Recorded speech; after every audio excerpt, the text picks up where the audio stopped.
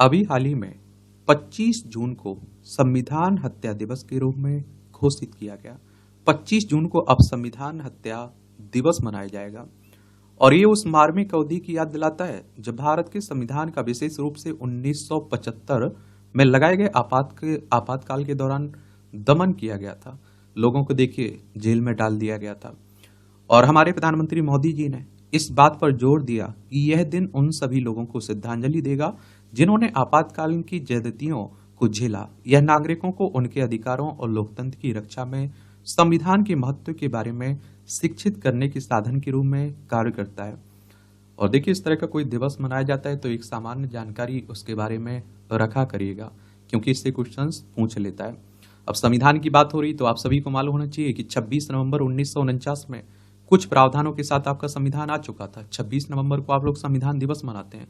26 जनवरी 1950 में पूरी तरह से लागू भी हो चुका था, गणतंत्र के रूप में स्थापित हो चुके थे।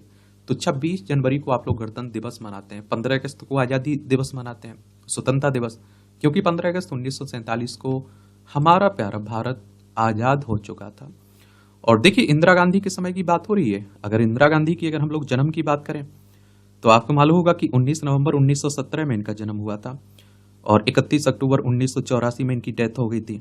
और आप देखिए कांग्रेस की लीडर रही हैं। फिरोज गांधी इनके पति का नाम था और राजीव गांधी इनके बेटे, संजय गांधी इनके बेटे थे। ये भी याद रखें। नेहरू गांधी फैमिली से जुड़ी हुई हैं, ये भी आपको मालूम होना चाहिए। तो चलिए इस दिवस के बारे में एक सामान्य जानकारी देख लेते हैं। तो 25 जून 1975 से 21 मार्च 1977 तक की अवधि आपातकाल की अवधि थी और जब तत्कालीन प्रधानमंत्री इंदिरा गांधी की सरकार ने देश में महत्वपूर्ण कार्यकारी और विधायी परिवर्तन लागू करने के लिए संविधान में विशेष प्रावधान का उपयोग किया था। और आप लोगों को मालूम होना चाहिए कि देश की पहली महिला प्रधानमंत्री हैं कौन? इंदिरा गांधी। ये भी याद रखिए। अभी तक तो दूसरी महिला प्रधानमंत्री नहीं हुई, इन्हीं के नाम है। और आपातकाल की घोषणा से सत्ता का केंद्रीकरण होता है और जिससे संघ को राज्य सरकारों को निर्देश देने की अनुमति मिलती है और जिससे वे केंद्र के पूर्ण नियंत्रण में आ जाते हैं और जिससे प्रभावी रूप से एकात्मक प्रणाली का निर्माण होता है। भारत ने 3 बार राष्ट्रीय आपातकाल की घोषणा की है। सर्वप्रथम 1962 से 1968 तक जब भारत चीन युद्ध के दौरान, दूसरी बार 1971 के भारत पाकिस्तान युद्ध के दौरान, तीसरी बार 1975 से 77 तक राजनीतिक अस्थिरता के कारण आपातकाल की घोषणा की गई थी। देख लीजिए ये हमारा पड़ोसी है। 1947 तक हमारा हिस्सा था। लद्दाख, जम्मू कश्मीर, पंजाब, राजस्थान, गुजरात, 5 राज्यों की सीमा लगती है। ये हमारा पड़ोसी चाइना है। लद्दाख, हिमाचल प्रदेश, उत्तराखंड, सिक्किम, अरुणाचल प्रदेश, 5 राज्यों की सीमा इससे भी लगती है। और ये संविधान में आपातकालीन प्रावधान देख लीजिए। तो अनुच्छेद 352 को अगर आप लोग पढ़ें तो आपातकाल की उद्घोषणा की बात की गई है, राष्ट्रीय आपातकाल। अनुच्छेद 353 पढ़ेंगे तो आपातकाल की उद्घोषणा का क्या प्रभाव रहेगा उसकी बात की गई है। अनुच्छेद 354 पढ़ेंगे तो आपातकाल की उद्घोषणा लागू होने पर राजस्व के वितरण से संबंधित प्रावधानों का अनुपयोग की बात की गई है। अनुच्छेद 355 बाह्य आक्रमण और आंतरिक अशांति से राज्यों की रक्षा करना संघ का कर्तव्य है।